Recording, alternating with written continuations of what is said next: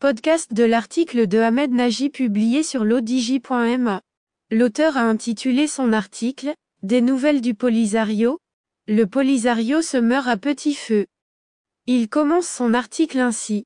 Les contradictions internes du Polisario ont plus de chances de venir à bout de la bête que les tractations diplomatiques.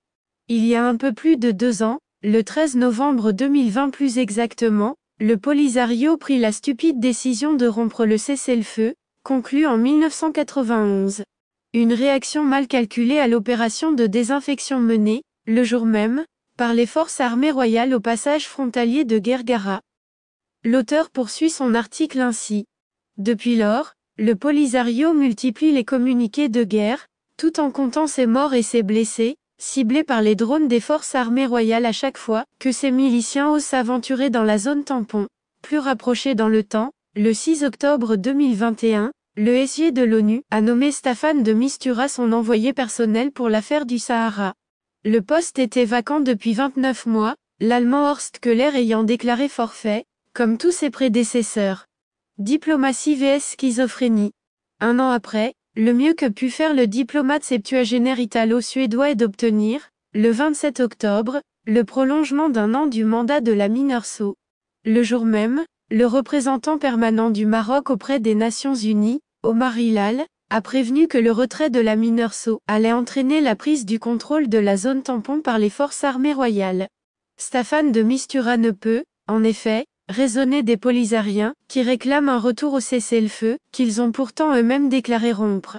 Ni leurs parrains algériens, qui accueillent, arment et soutiennent à bout de bras les Polisariens, tout en jurant ne pas être partie prenante dans le conflit, à défaut de convaincre les Polisariens et leurs marionnettistes algériens de revenir à de meilleurs sentiments par la négociation. La proposition marocaine d'autonomie avancée des provinces du sud du royaume suscitant une toujours plus large adhésion au sein de la communauté internationale, il se pourrait que l'électrochoc nécessaire provienne des camps même de Lamda, en Algérie.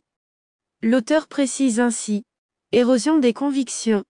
Que le Polisario essaye d'entretenir le fantasme de prochains succès militaires contre le Maroc, à l'aide d'éventuels drones iraniens, ou tente de faire taire les voix discordantes à l'intérieur des camps de Tindouf, en versant de maigres compensations aux victimes de la torture, les habitants des 10 camps de la honte sont tout simplement fatigués.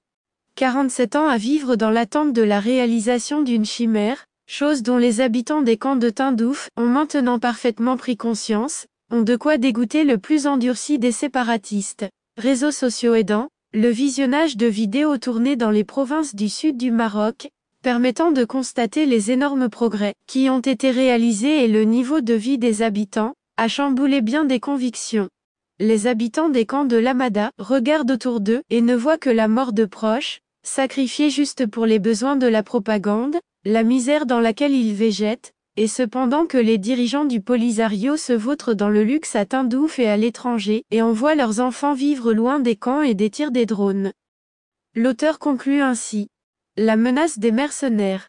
Autre ingrédient de ce cocktail explosif, les Sahraouis originaires de l'Azawad, au Mali, et du nord de la Mauritanie, recrutés il y a fort longtemps pour combattre contre le Maroc et peupler les camps de Tindouf, et qui se posent depuis quelque temps, à haute voix, des questions sur leur sort. Cela ne voit aucun intérêt à un règlement pacifique du conflit et une large autonomie des provinces du Sud ne les concerne en rien, puisqu'ils ne sont pas d'origine marocaine. Ces mercenaires en sont maintenant au stade des menaces, exigeant leur part d'un butin territorial inexistant. Le Polisario se meurt à petit feu. Rédigé par Ahmed Nagy, élu par l'intelligence artificielle de l'ODJ Media. N'oubliez pas de télécharger notre application l'ODJ Mobile sur Android et iOS, et de vous abonner à notre chaîne YouTube l'ODJ TV, si vous souhaitez être au courant des dernières actualités, podcasts et émissions télévisées.